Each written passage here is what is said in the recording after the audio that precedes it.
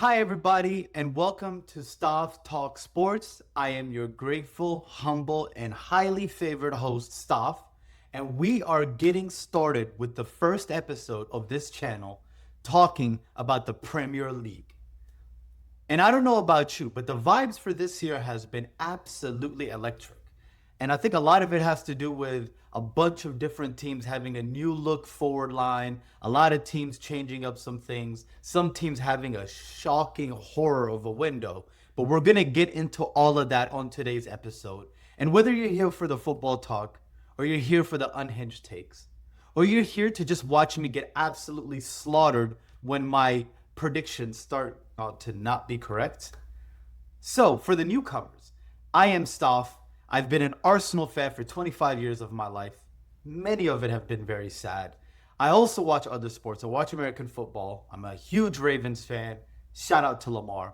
I'm a diehard Buckeye. Shout out to my OSU Buckeyes.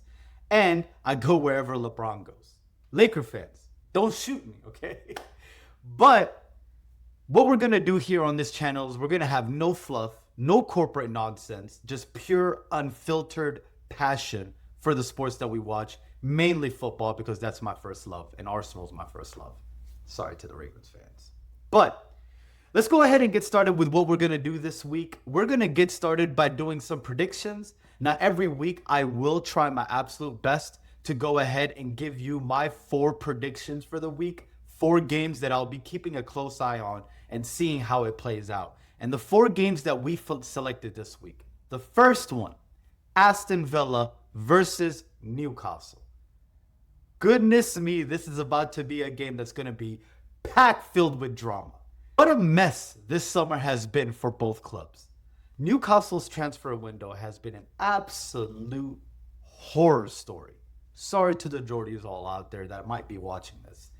It started with not getting João Pedro, then Mbuemo, and then you eventually got Elanga, but then James Trafford went to Manchester City. Benjamin Sesko went to United again, and I think you were even in for Cunha earlier in the window, and they also went to United. So it's just not been a good window for Eddie Howe and the boys. And to make that even worse, Alexander Isak just said, fuck it. Fuck it. I'm not playing anymore. I want out. I'm downing my tools. I want to take my talents to Liverpool. And that's exactly what he's trying to do. So it's been a really tough summer for Newcastle. But equally, it hasn't been a great summer for Aston Villa neither. They just sold Jacob Ramsey over to Newcastle. And they've also not had a lot of activity in the window. I think they sold Leon Bailey also, who's gone. Asensio didn't get signed on a permanent, and neither did Marcus Rashford, and neither did Malen. Or did Malen sign? I actually don't know. So tell me, Villa fans, if Malen is actually there permanently or if he's not. But all in all, it looks like it's going to be Watkins up front again this year. McGinn, the same core group that they've been going with for the last couple of years. And Unai Emery is a good enough coach to kind of keep the ship steady. But I do fear for Villa this season, I won't lie, in terms of progression and moving forward from the great Champions League campaign that they had last year, but also trying to push that forward into making it to the Champions League groups again for next season. And I think that might be a little tough given the lack of transfer activity. But for this game, I'm calling it a 1-1. I say it's going to be 1-1. And the reason why I say that is I think it's 2 clubs that are not going to be too adventurous. Villa Parks is always a tough place to go. But for the first game of the season, I can see both teams being a little rusty, maybe having some caginess to them to not go super expansive. And my shout for this game is that Jacob Ramsey will come on and make a difference for Newcastle. And he will play a hand in walking away from Villa Park with a point. So, my next game, Sunderland versus West Ham. Now let's go ahead and talk about the Black Cats for a little bit. I have been following this sport for all my life. I have been watching the Premier League for all my life.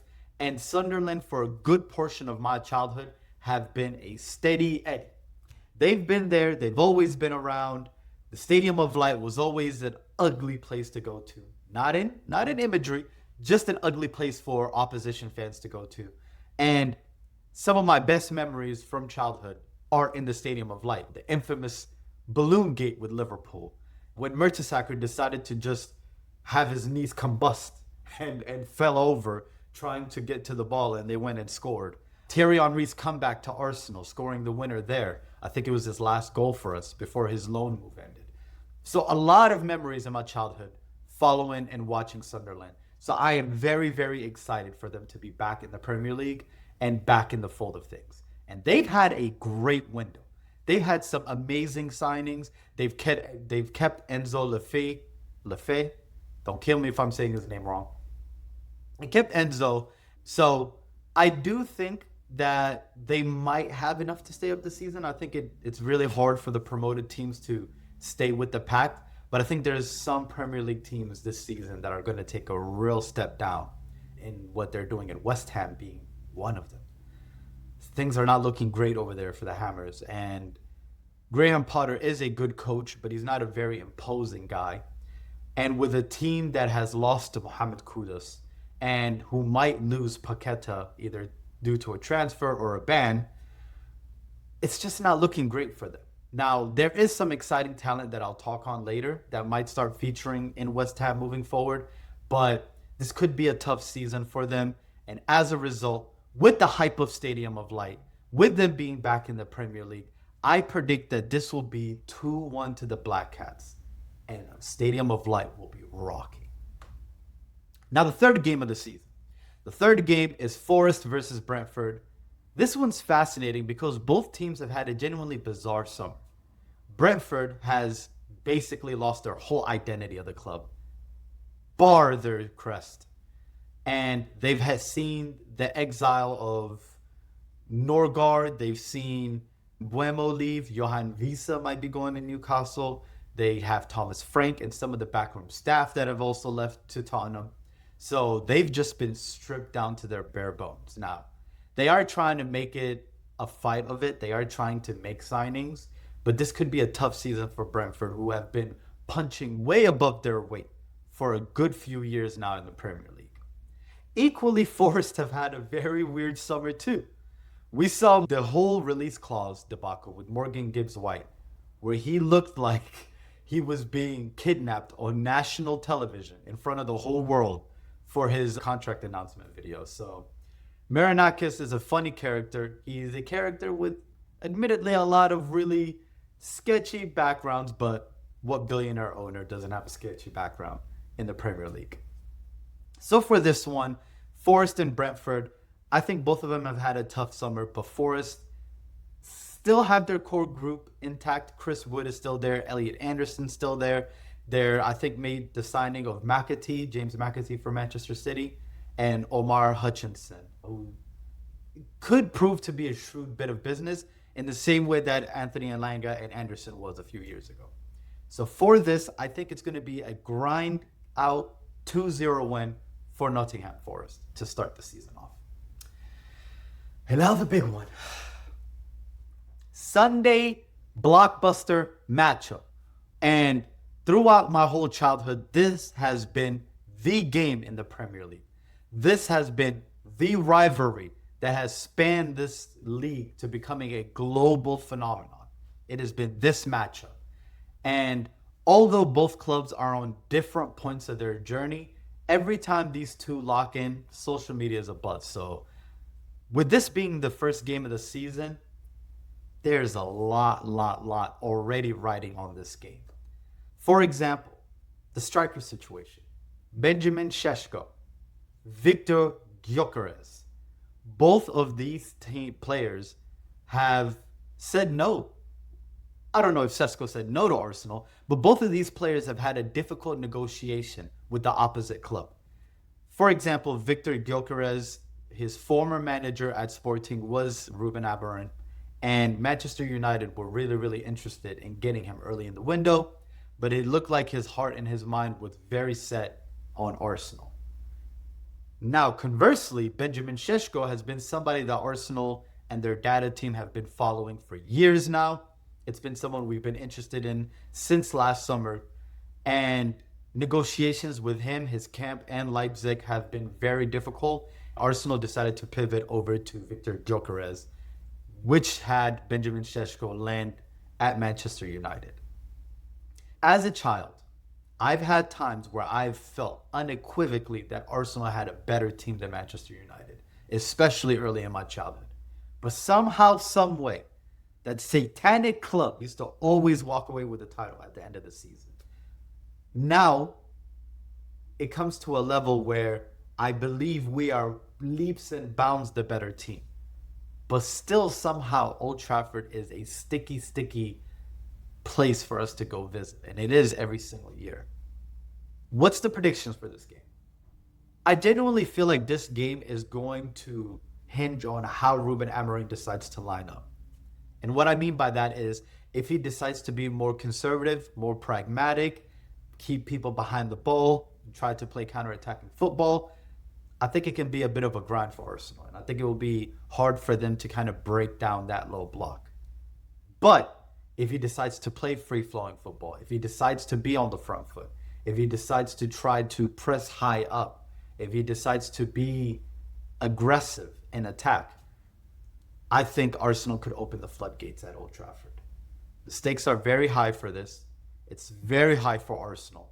I haven't seen a season with so much pressure since the 2012-13 season, where we lost Van Persie. And then that summer, we bought nobody in the 2013 summer. And in the 13-14 season, we lost to Aston Villa 3-1. And I think that was the day AFTV really went viral because fans just kicked off. I don't quite see fans kicking off in that way, but social media would definitely be a very negative place should Arsenal fail to win here.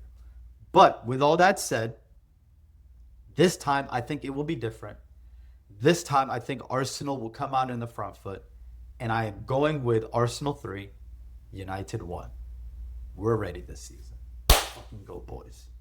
So, now, on the portion of this video, we are going to do some bold takes for the season, right? We're going to speak with our chests for this one. And my first bold take for the season is that this will be another frustrating season for Phil Foden. Now, Manchester have had a lot of creative signings over the last couple windows. They bought Ryan Cherky, they bought Marmoush, they bought Reinders. So I could see there being a dwindling of minutes for Foden again this season, especially if he doesn't start off on the front foot. Now, don't get me wrong. I have nothing against Foden.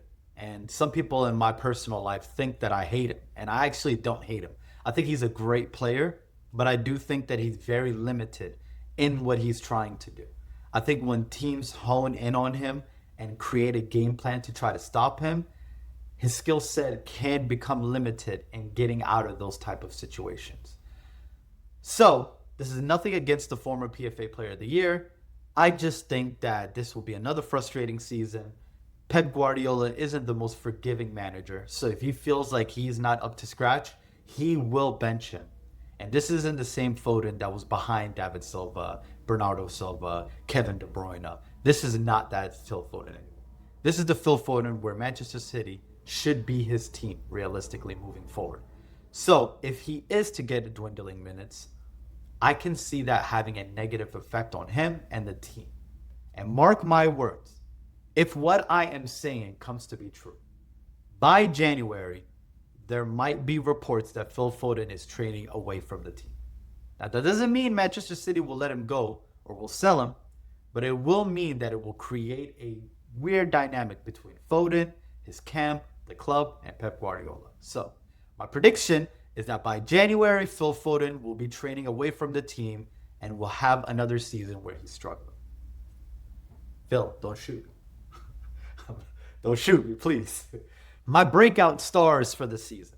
I have 3 people that I'm keeping a close eye on for this season due to how they performed in preseason, but also due to kind of what their skill sets and their ceiling could become should they start getting regular minutes.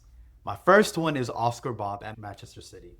He had an unfortunate injury last season, right as preseason was about to end, where he looked primed to having a big season for City. And I think that actually had a negative effect on City, But it looks like he's back sharp. It looks like he's back fit. And if he is to stay injury free, I could see him featuring heavily for City. My next one, Freddie Potts. Yes, West Ham fans. I saw that performance. I saw the performance against United where Freddie Potts came on and he looked very, very good. He looked comfortable. He was very press resistant. He could knock it about left and right. He was comfortable on either foot. He was comfortable going right. He was comfortable going left. And what I liked about him a lot was that he was calling for the ball. Too often when you're a young kid and you're trying to break into a senior team, you can hide a little bit. You can hide away from the ball. Now, that doesn't mean you're a coward. It just means that you let the game come to you rather than you going to the game. And what I liked about Potts' preseason games that I've seen is that he likes to go and get involved. He likes to put himself in front of the game, make sure that he tries to dictate it. And with West Ham selling Declan Rice, with Mohamed Kudus leaving, this could be a tough season for West Ham. So I could see Potts breaking into the team and going on to having a great season for West Ham. And finally, I can never not have my Arsenal lens on. Don't kill me. But Christian Mosquera for Arsenal is my third breakout star of the season. He's looked unbelievable. Even when I saw some of the compilations, and I don't like judging players off compilations, but his were very striking to me. I like to think of myself as having a keen eye for defensive talent. And in the same way that I felt about Gabriel Magalhaes when he first came to Arsenal, although he wasn't the finished product, I saw what he could become. This Mosquera is serious. He's serious. He has everything you need in a defender. He's very quick. He is great in transition. He's comfortable passing with both feet. Aggressive in the 1v1s. He doesn't lunge in. He will try to usher you somewhere before taking the ball away. He reads the game very well. And this is all 4 or 5 games that I've seen him play. Maybe even 3 games that I've seen him really get significant minutes. He is a serious talent, and I think we've got ourselves another great defensive talent. And should there be any injuries, should we want to see out a game late on, I can see him start featuring very heavily for Arsenal, and I can see him being a big player for us moving forward across all competitions. My next prediction, I think Liverpool's going to struggle creatively. I know everybody's on the Liverpool train this season, and for good reason. They've had a fantastic window. They bought Florian Wirtz. They bought Frimpong. They bought Kirkez. They bought Ikitike. They might get Isaac. I think they're going to get me tomorrow. I think they've pretty much got everybody that you could possibly go and get that is a major transfer in the window. But all of that will be to try and cover the creative hole that Trent Alexander-Arnold will leave behind. And I know Liverpool fans are a little iffy on Trent, but I think he was truly one of a kind and unique in the way that he would create chances for Liverpool. And there were times where if you're running across that low block, a stubborn low block that you can't penetrate, you can't break through, every patterns of movement that you're trying is not coming off. And then you will have Trent just ping a 50-yarder over to Salah, clean it, out of nowhere. And that changes the whole dynamic of the game. And I think that's going to be a big miss for them. I know that Virgil van Dijk can kind of do it with his diagonal passing, but the passing ability that Trent has is honestly irreplaceable. And I think it might take them a little while to figure it out fully on how to break down some of those stubborn teams. So I hope to God Isaac isn't there because that'll make their lives way easier. But I do see it taking a few months before Liverpool fully clicking to gear creatively, which is why I don't have them really running away with the title this season like everyone else does. And my final prediction for this season, it's going to be managerial related. I think the first manager to get sacked for this season is... I don't know why I'm doing a drum roll for somebody losing their job. I'm sorry. Graham Potter. Graham Potter, I like him. It's just, it's terrible because I think he's a very good coach. But he's just had unfortunate career moves Chelsea was always going to be a hostile place when he walked in, especially with how chaotic they were in the ownership and the board level. West Ham equally now is a very chaotic place, and he's back again in this situation with a fan base that are very proud. They have a high expectation. They have high reputation. So there won't be a lot of wiggle room for him.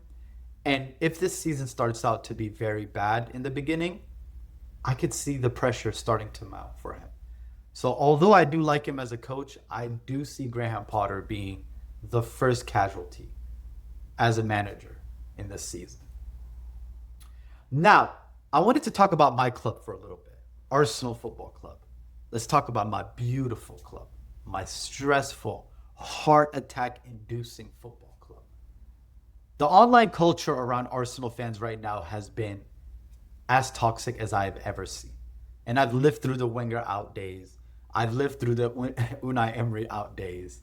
I've lived through even the early days of Mikel Arteta getting started where we were finishing 8th. But I genuinely can't remember another time where the fan base has, at least the online fan base, have been this on edge. And it's palpable. And it's combustive. And although we are a good team that challenges now, that can be a bit of a curse, especially when you're a proud and historic club.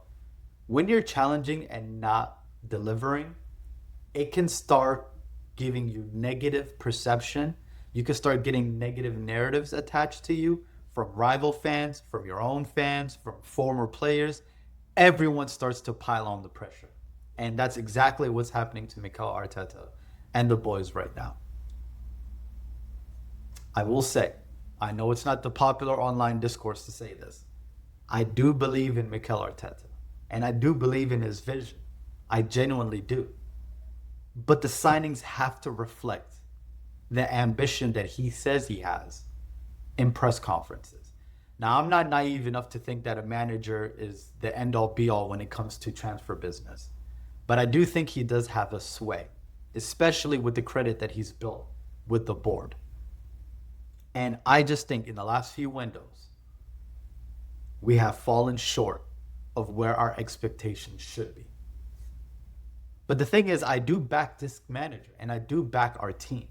And I'm praying that the board, mainly our new director of football, Andre Berta, does what's necessary to equip us with enough artillery in attack so that we can attack this season head on.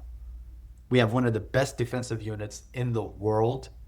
We have a very good midfield dynamic now with the addition of Martin Zubimendi, who's quickly becoming one of my favorite players in the team. We have a generational center back in William Saliba. We have an ethereal attacking talent in Bukayo Saka, who I think is going to have a fantastic season this year, should he be injury-free. Now is the time to get the other additions done. I want 2 more signings before this window ends. Rodrigo, Eze. And I know what some of you guys are thinking. This nigga is delusional. This nigga is stupid. I'm not going to apologize for trying to have ambitions for my football club. I'm just not. Financially, with everything we've been told, with how we've balanced the books, with how we are with PSR, with how Liverpool are moving in a similar PSR situation that we're in, and how full of intent they are in this transfer window, I'm not going to make any excuses for us. If we want the majors, if we want to cross that line, if we want to be in the parades come May, we have to get it done. Rodrigo goes Eberiche Eze. Eberiche Eze. I'm African. I should be saying your name correctly. Get those 2 people in, and I think we fucking do it this season. I think we fucking do it. I think we do. Call me delusional. I'm sorry. Last season, we were hampered with injuries. 3 years in a row, we came second. I've seen the script before. We've done this before. We've came second 3 times and went on to win the double in 2001, 2002. My first full season as an Arsenal fan. It's time again. Let's get it fucking done. Either way, Whatever happens this season, I do think we're going to win a trophy. And when we do, I promise you, wallah, I am going to be in London, going fucking ballistic, finally reaping the fruits of the labor that Arsenal fans have been laying down for decades. So to my fellow Gooners watching worldwide, hold your nerves. Quit being weird online. Click out online. Go outside, touch the grass, feel the sun, talk to friends, and back this team. Back this team to do something special until the very end of the season. And if we manage to fall short again, then let's start pointing the fingers. Then let's start blaming the manager or the board or the ownership or some of the players. But until then, I promise you these players pay attention to online culture. And as much as people like to say it doesn't affect people, we're all human. It affects all of us. Get behind this team in the same way we did 2022, 2023 season. And I think something special is in store for us. So hold off the online toxicity. Because until the end of the season, not only is it futile, because nothing will really change, it can genuinely be damaging to our collective goals. So with that saying, come on, you fucking Gunners. Come on, Arsenal. Let's fucking go. This has been Staff Talks. Trust me, there's going to be many more of this.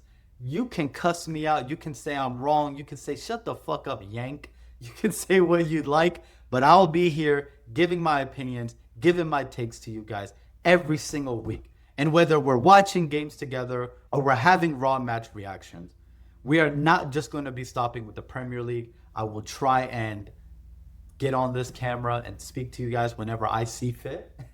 And I want you guys to join in the discourse with me. Tell me what you think is going to happen. Give me some of your predictions. Give me what you think is the hot takes for this season. Who's the first manager that's going to be sacked? Who's going to win the Premier League title? Who's going to be relegated? Because I didn't really touch on that this season. I don't like to call relegations until I see teams fully. So over the next couple of weeks, I'll keep my eye out for the bottom half of the table teams and then give you my prediction probably by mid-September on who I think is going to go down. But make this channel your home for honest and slightly unhinged sport takes. And I promise you I will not be holding back. So get ready for this ride. Please smash that like button. Drop your top 4 predictions in the comments below. Hit that subscribe button. Make sure you press that bell. I sound like a used car salesman right now. But I will see you beautiful people after match week 1. And trust me, depending on how this first game goes for Arsenal, my match reactions are going to be worth the subscription alone. This is Staff Talk Sports. Thank you for joining me, and good luck to everybody out there. Blah.